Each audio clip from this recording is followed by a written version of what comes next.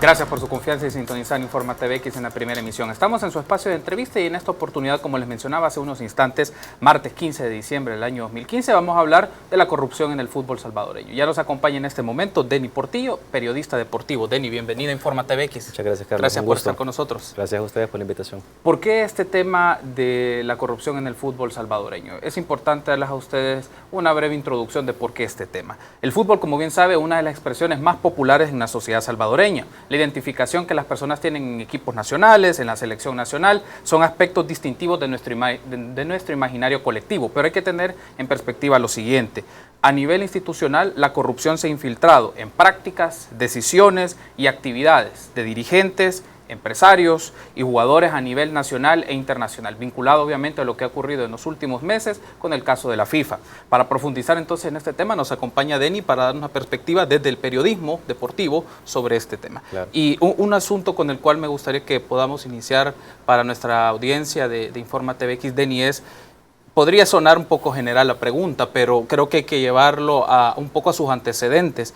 ¿Cuál podríamos como dar los indicios de las causas o los aspectos que han propiciado la corrupción en el fútbol salvadoreño? Lo que tenemos evidente son los efectos, ¿no? La solicitud de extradición de un exdirigente, las prácticas de los amaños, pero ¿de dónde podría verse la raíz de estos acontecimientos, Denny? Claro, como vos bien lo mencionás, tenemos los amaños como delito más reciente que nos golpeó como sociedad. Tenemos ahora que es la parte de los directivos en la que estamos conociendo qué es lo que ellos han hecho con nombre y apellido que ha salido mal. Pero si queremos ir atrás hasta conocer por qué esto ha podido suceder, creo que no hay otra razón a la cual se lo podés calificar o a la cual se lo podés atribuir que no sea la estructura del fútbol salvadoreño. ¿Por qué? Porque no hay un mecanismo que te permita elegir gente que cumpla con requisitos que vos podrías considerar justos y necesarios para estar en un comité ejecutivo de la federación. Si nosotros abordamos cómo se eligen a los funcionarios de la Federación Salvadoreña de Fútbol, nos vamos a dar cuenta que ahí hay gente que representa sectores, a la primera división, sí, a la segunda división, la tercera, y las ADFAs, que son las asociaciones departamentales de fútbol asociado, las encargadas que deberían trabajar con juveniles. Entonces, ¿qué es lo que pasa? Cada uno nombra a una persona que va a estar en el comité, pero todo ese proceso para que ellos elijan quién tiene que estar ahí, ese solo se maneja entre ellos. Ese es un proceso más a partir de amiguismo. Este es mi chero, lo voy a apoyar y voy a votar para que él esté ahí. Este me ofreció una cena, voy a votar para que esté ahí. Entonces cualquiera puede llegar. En algún momento hubo una modificación a estatutos de la federación para poner candados, pero todos esos candados al final solo sirvieron para favorecer a gente que ya estaba metida, porque por ejemplo hubo un candado bien particular que es de los que más se criticó en su momento, que se decía que solo puede llegar al comité ejecutivo de la federación gente que tenga al menos 5 años en un sector. Entonces, para poder tener 5 años tenés que haber aguantado a todos los que te rodean en ese sistema podrido del fútbol salvadoreño antes de poder participar de una elección. Si vos no aguantaste y te saliste, entonces quedan los mismos de siempre y son ellos los que pueden acceder a los cargos. Me gustaría que hagamos la conexión, Denny, entre la estructura, que es ya una de las variables que está remarcándose, de cómo está configurado el fútbol salvadoreño con lo que está pasando a nivel internacional. Digamos, las prácticas son las mismas, compras de voluntades, y eso permitiera la votación para el caso de mundiales o el derecho de transmisión para el caso de partidos, y ahí aparecen varios nombres. Y uno de los más marcados es Jack Barner, que presidía la CONCACAF en su momento, pero estas prácticas, entonces, ¿qué debemos de tener en consideración de la conjunción de estos dos aspectos? La estructura del fútbol salvadoreño con las prácticas que vienen derivadas de la FIFA. Si lo queremos comparar y paralelizar ambas cosas, creo que habría que verlo corrupción micro, corrupción macro, porque al final ambas tienen prácticas perversas, pero cada uno lo hacía en su nivel, porque ¿qué es lo que pasa? Aquí teníamos todas esas elecciones que no se hacían de buena manera. Nada más hay que recordar una elección que fue a mitades de la década anterior, donde se hizo bien popular la frase, luego que fue elegido un hoy poco recordado y poco querido expresidente de la federación, donde se dijo, vamos a hacer legal lo ilegal. Con eso se enmarca cómo fue el periodo de esta persona. Creo que ni hace falta recordarla porque es de más recuerdo para todos. Luego, si lo llevamos a un nivel macro y vemos cómo era a nivel FIFA, como vos bien lo has mencionado, sobornos por otorgar la sede de los mundiales. Hemos visto todas las investigaciones que han surgido, nada más el fin de semana las federaciones de Bélgica y Holanda admitieron públicamente, luego de una investigación de un periódico de dicho país, de Bélgica, que ellos le habían pagado a un lobista africano para que les consiguiera votos para obtener la sede del Mundial 2018, cosa que al final no obtuvieron, la tuvo Rusia. Sí. Pero ¿a qué podemos aterrizar o a qué podemos llegar? De que se volvió una práctica tan común que todos lo hacían.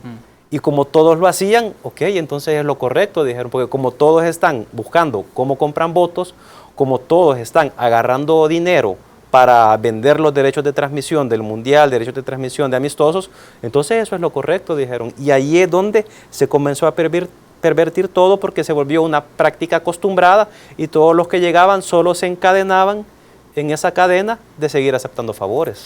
Ahora me gustaría que hablemos un poco, para ponerlo en contexto a nuestros amigos. Desde mayo de este año ha tomado fuerza un proceso de investigación que está desarrollando el Departamento de Justicia de los Estados Unidos, en donde está requiriendo a dirigentes antiguos o algunos activos de diversas federaciones, no solo de Centroamérica, estamos hablando de América Latina. Han aparecido casos de federaciones en Sudamérica, Brasil, Paraguay, El Salvador, bueno, entre esos. Pero para que nuestros amigos lo tengan claro, ¿en qué consiste este proceso? ¿Qué ha ocurrido para llegar a lo que en este momento estamos? Para poder comprender lo que se ha dado en llamar el FIFA Gate, esta gran investigación que explotó en mayo con el arresto de los primeros dirigentes de FIFA antes de la realización del Congreso de la Federación para reelegir a Joseph Blatter, para poder comprender hay que regresar a 4 años atrás, a cuando se eligieron las sedes para los mundiales de 2018 y 2022, Rusia y Qatar. Según dijo Joseph Blatter hace un par de meses, había un acuerdo no firmado, tácito, de que el 2018 se le iba a dar a Europa y el 2022 se le iba a dar a Estados Unidos. Hay que recordar que las sedes de los mundiales se dan alternas. Sí. Una Europa, una América, una Europa, una América, hasta que a Joseph Blatter se le ocurrió llevarlo a otros continentes. Una Europa, una África, una Europa, una Asia, y por eso fue que nos tardamos 20 años en entender el Mundial en América. ¿Qué sucedió? 2022 le tocaba a América, supuestamente, según dijo él. Le cayó a Qatar, ellos saben por qué lo dieron, por qué aceptaron que se llevara ahí. ¿Y qué sucedió? Como a los estadounidenses no les gustó perder la sede del Mundial porque daban por descontado que ellos le iban a obtener, empezaron su investigación. Porque ¿qué quiere decir esto? Quiere decir que ellos tenían alguna idea y alguna percepción de que algo estaba mal ahí en la elección, que algo deben haber hecho también para conseguir esa sede y no les dio resultado. Entonces, como no les dio resultado, ok, comencemos la investigación a ver qué encontramos. En ese proceso, en el 2012, fue que cayó el nombre que se ha vuelto popular con todo esto, que es Chuck Blazer, sí, el secretario general de la CONCACAF, exsecretario ya en estos momentos. A él lo atraparon y él aceptó, a cambio de un tratamiento diferente en los juzgados, revelar todos los nombres. Durante 2 años, hasta 2014 e inclusive aún hasta este último año, 3 años podríamos decir entonces, él trabajó, mantuvo sus cargos y cuando se desligó de CONCACAF siguió estando ligado de alguna manera como asesor, pero él funcionó como agente encubierto del FBI.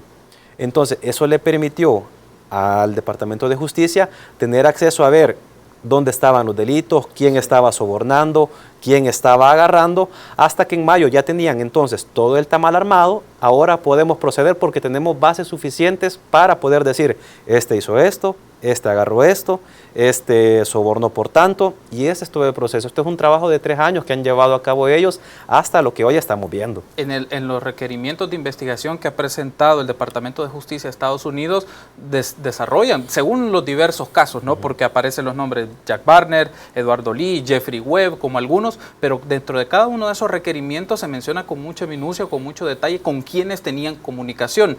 Y claro, en esta estructura de enriquecimiento que se ha dado, bueno, desde que vienen los procesos de la Copa Oro y todas estas actividades, estamos hablando, o por lo menos se tiene un estimado de más de $200 millones de ganancias en sobornos para otorgar derechos. Y aquí quiero tocar otro aspecto, porque es un entramado de análisis en donde entran las empresas que transmiten los partidos a nivel internacional, ya sea amistosos de las selecciones o copas como el de la Copa Oro. Y me gustaría que hablemos un poco de esto, cómo entran estas empresas en esta dinámica. Vaya, aquí hay algo que hay que comprender, porque lógicamente se disputan los partidos en Estados Unidos, la Copa de Oro en específico, que es el torneo que reúne a Norte, Centroamérica y el Caribe, los mejores de cada región, y lo lógico es, tenés un torneo, querés que la gente lo vea por televisión.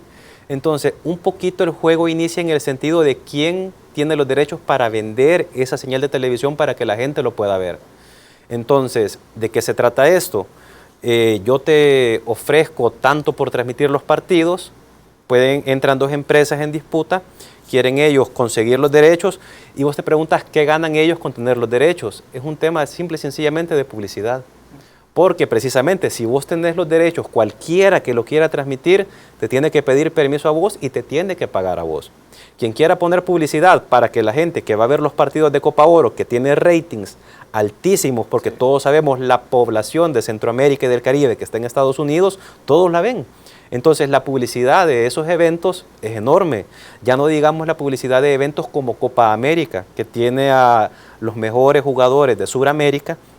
Ahí está Messi, ahí tenés a Neymar, ahí tenés a Alexis Sánchez. Entonces, ¿cuánto no valdrá un espacio de publicidad en Copa América? Si tu empresa, por decirlo de esa manera, tiene los derechos para transmitirlo, entonces ahí recuperás y hasta sacás ganancias por miles por ciento de lo poquito que vos has pagado para que te cedan esos derechos. Por ahí va un poquito todo ese rollo de por qué tener los derechos de las elecciones. Aparecen dos empresas en esto, de estas investigaciones, Traffic Sports y Media World, que son las dos empresas con las cuales los distintos federativos de Centroamérica establecían este tipo de procesos de enriquecimiento, de sobornos, para otorgarle a esas empresas la distribución o la transmisión más bien de estos partidos. Comentanos un poco esta relación entre federativos con estas empresas. Exacto, esas son las dos empresas en las que al menos nuestra federación estuvo involucrada, Traffic y Media World. En Sudamérica hay una tercera, Full Group, si mal no me falla la memoria, coordinada por un grupo de argentinos. En el caso de El Salvador, como bien lo mencionas, Traffic y Media World son los que han tenido los derechos de transmisión y derechos de la selección para conseguir partidos amistosos y para vender juegos de eliminatorias a través de los años. Esto en realidad es bastante interesante de poderlo analizar y hoy poderlo averiguar, porque durante años siempre llamó bastante la atención, a nosotros como periodistas siempre nos llamó la atención que los diferentes comités ejecutivos que ha tenido la FESFUT nunca revelaron cuánto obtenían por firmar con una empresa. Inclusive se daba el caso que por lo general estos contratos son de 4 años, cumplen con el calendario de un mundial a otro. ¿Y qué sucedía? Un comité ejecutivo que estaba a punto de terminar su mandato vendía los derechos y el comité que entraba ya no podía negociar porque el otro ya los había negociado. Entonces ahí te das cuenta que por ahí venía un poquito esa negociación, ese tema de ok, los dejo ya vendidos, si en efecto el soborno se realizó, a ellos les quedaba y el otro quedaba amarrado. Entonces, ¿qué hacía este comité? Antes que se acabara su gestión, acababa el contrato con el que ellos habían quedado amarrados, venían y lo vendían de nuevo, y el que entraba después volvía a quedar amarrado.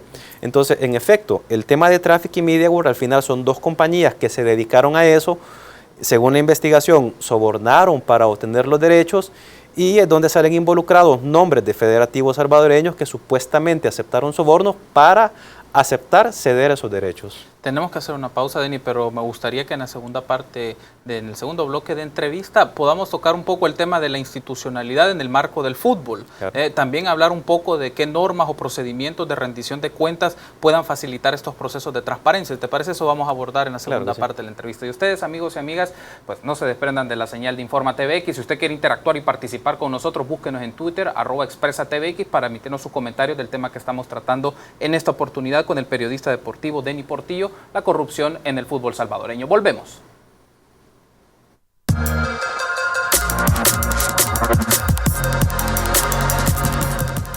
Gracias por su preferencia. Continuamos en Informa TVX, primera emisión, en su espacio de entrevista. Está con nosotros Denny Portillo, periodista deportivo, y estamos hablando de la corrupción en el fútbol salvadoreño. Evidentemente nos ha llevado en la primera parte a hablar de la estructura que está a nivel internacional y lo que implica los sobornos, las compras de voluntades vinculados al tema de la transmisión de partidos, otorgar prebendas para votaciones de mundiales, entre otras cosas. Y creo que me gustaría tener tu apreciación sobre otra variable que se deja de lado.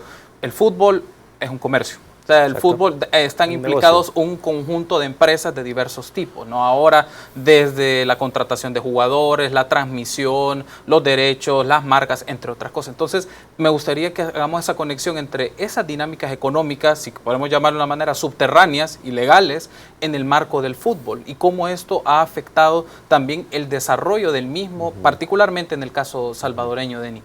Bueno, hay un detalle, como vos bien lo decís, el fútbol se volvió un negocio. A todos les gusta el dinero.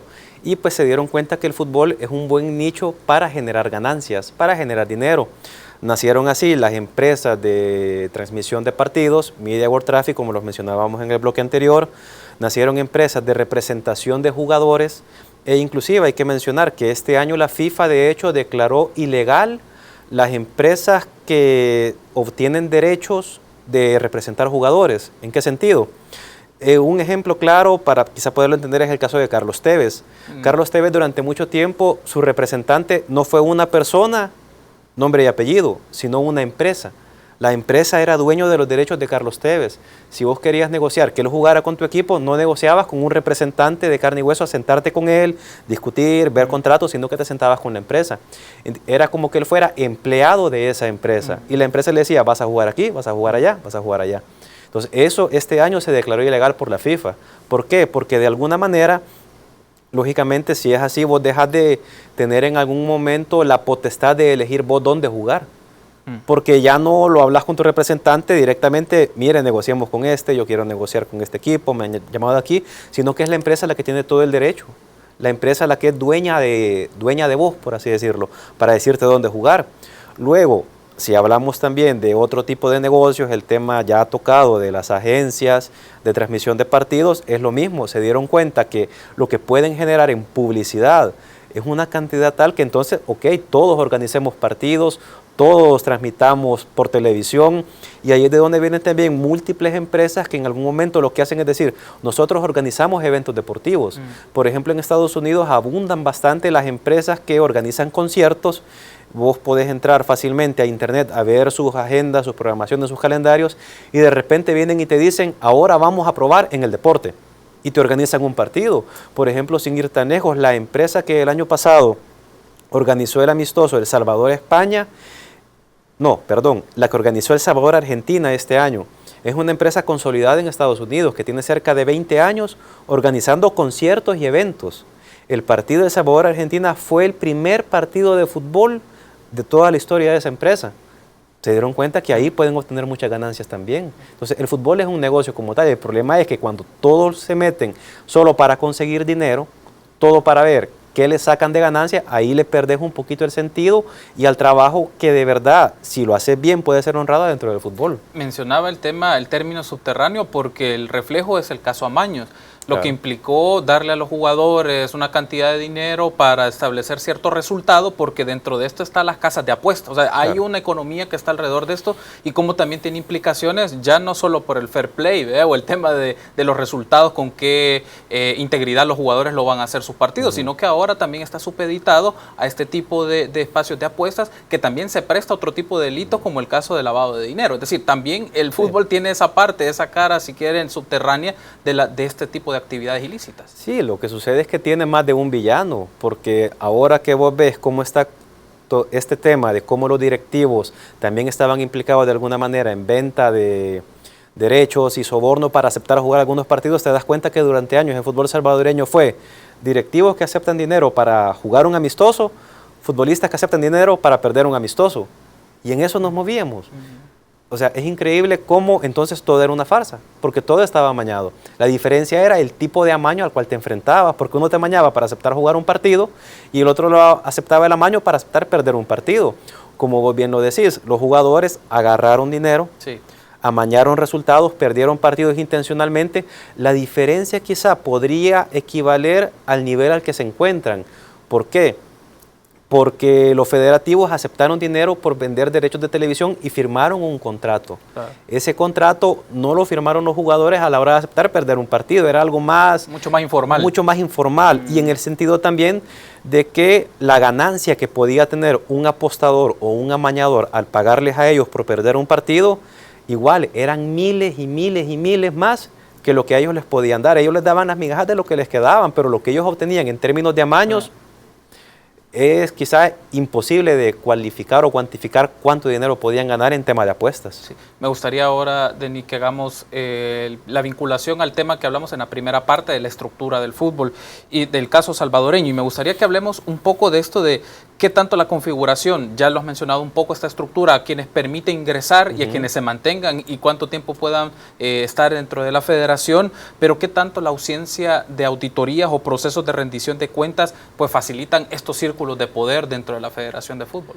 Es definitivamente el vicio más grande, porque como la FIFA se ha escudado muy bien en un argumento, y es que ellos siempre hablaron de la autonomía, en el sentido, ok, si el gobierno intenta ver qué está haciendo la federación, los desconoce la FIFA y ya no puedes participar en mundiales, ya no puedes participar en eliminatorias, ya no puedes participar en torneos, y por eso fue que aquí tuvimos muchos problemas en la década anterior, en la que llegamos a tener 2 comisiones normalizadoras, porque la federación estaba haciendo un mal manejo de fondos y fue necesario que interviniera el gobierno para intentar comprender qué es lo que estaba pasando con el dinero que ellos le daban. Entonces, sí, la falta de legislación para comprender qué es lo que ellos hacen es un gran problema. Sí. Sin embargo, puede ser salvable, porque hay que comprender, lógicamente, la federación por sí no se sostiene, porque no tienen la capacidad para administrar su dinero y volverse autosostenibles. De ahí es de donde viene el tema, al menos en el caso del fútbol salvadoreño, porque ellos reciben fondos del Estado, fondos FIFA, que son los que envían ellos supuestamente para el desarrollo del fútbol, trabajo de juveniles, trabajo de bases, y los fondos propios. Los fondos propios son los patrocinios, lo que obtienen de venta de boletos para partidos de selección de cualquier tipo, cualquier nivel, categoría o modalidad, llámese fútbol 11, fútbol playa, fútbol sala. Con esos 3, ellos tendrían que aprender a subsistir. ¿Qué es lo que pasa? Que la FEFUT no sabe manejar los fondos propios ni los fondos FIFA, porque como no tienen credibilidad suficiente para saberse vender, los fondos propios que generan son mínimos. Los fondos FIFA no lo saben distribuir porque vos vas a ADFA donde ni siquiera tienen pelotas, los pierden. Entonces, ¿qué es lo que les toca? Agarrarse de los fondos del Estado. Supuestamente, según la ya derogada ley del deporte, del 100% de dinero que el Estado le da a la federación, el 20%, si no me falla la memoria, tenía que ser destinado a pago de salarios, solo salarios, y el 80% era para desarrollo. Sí. La FEFUT lo hacía al revés. Ocupaba el 20% para el desarrollo y el 80% para pagar salarios. Entonces, sobre eso también nunca hubo auditorías, nunca hubo exigir cuentas, miren para qué lo están ocupando. Hasta hace quizá 2, 3 años es que empezó todo ese tema de que ahí justifiquen. Inclusive hay que decir que ahora, la semana pasada nada más, el Instituto de Acceso a la Información Pública decretó ya como orden que las federaciones están obligadas a rendir cuentas de qué es lo que hacen con los fondos que el Estado les entrega. A través del INDES en este caso. Exacto, porque a través de ellos les hace llegar el dinero. Inclusive el INDES es bien tajante en ese sentido de que no les libera fondos si no les presentan proyectos, programas, para qué lo van a ocupar y si no les presentan resultados. De hecho, la FESFUT recibía del Estado $1,5 millones anuales. Como sus resultados evidentemente no son buenos, este año, este 2015, el INDES le recortó el presupuesto a la FESFUT que le otorga el Estado y llegó a ser solo de $500,000. Les quitó $1 millón. ¿Por qué? Porque no había claridad de para qué lo estaban ocupando. Y por otro lado es el manejo de los fondos que reciben de los patrocinios y de los fondos FIFA, considerando que la FIFA, además de dar ciertos montos a las federaciones del mundo, entiendo que tienen un sistema de bonificación si algunos países logran algunos resultados, por ejemplo, clasificaciones, el caso de fútbol playa, que es característico, pues que marcó ganar, ¿no?, en algunas de estas competiciones. Entonces hay dinero adicional y el tema es ver cómo se está manejando estos fondos. Y quiero tomar en cuenta algo para tener en tu discusión, Denis, que siempre está el tema de qué tanto la intervención de la figura del Estado, ya sea a través de Corte de Cuentas, ya sea a través de ahora Instituto de Acceso a la Información, ya sea a través de la Fiscalía, puede un poco aclarar cómo se manejan los fondos que recibe la Federación. Y quiero retroceder a un hito que es importante, o a ver cómo lo consideras tú, cuando fue la derogación de la Ley del Fútbol Federado. Porque claro, en esta ley fue aprobada en el 2001, derogada en el 2006, pero lo interesante era que la Federación, en ese momento la denominada Federación Salvadoreña de Fútbol, era una institución autónoma de utilidad pública. O sea, iba a pasar por el proceso de transparencia, rendición de cuentas, como cualquier institución del Estado. Pero tú lo mencionabas, la FIFA lo que dice, intervención estatal, so pena de tener una sanción. Entonces, ¿cómo se ve esta relación de intervención estatal, rendición de cuentas y manejo de fondos en el caso del fútbol salvadoreño? Ahí el problema es un poquito de límites y alcances, porque lógicamente si el Estado le da dinero a la Federación, están obligados a decir en qué lo están ocupando y cómo lo están invirtiendo. Sí. Entonces, cuando me mencionabas el tema de los fondos que la FIFA le da, sí hay premios por clasificar a Mundial, si te quedas en primera ronda hay una cantidad, si avanzas a octavos, cuartos, el premio es mayor. En nuestro caso, como no llegamos, nunca tenemos acceso a esa cantidad de premios. Sí. Y los que se dan por mundiales juveniles y el Mundial de Fútbol Playa, que son los que hemos jugado en los últimos años, son mínimos. Son mínimos, no es tampoco una cantidad considerable que te pueda explotar tu presupuesto, por así decirlo. Esos quizá no los podés auditar porque no es dinero que vos le has dado. Claro. Eso queda bien a discreción de FIFA, decirle a una federación, eso te doy, lo tenés que ocupar para esto. Pero ¿qué es lo que pasa? Ahí se amarra un poquito quizá ese hecho, vaya, te voy a dar esto, ve vos en que lo ocupás. Yo te voy a creer si vos me decís que lo ocupás para el desarrollo. ¿Por qué? Porque si la FIFA viene y se empieza a meter, el presidente pierde un voto para el siguiente Congreso.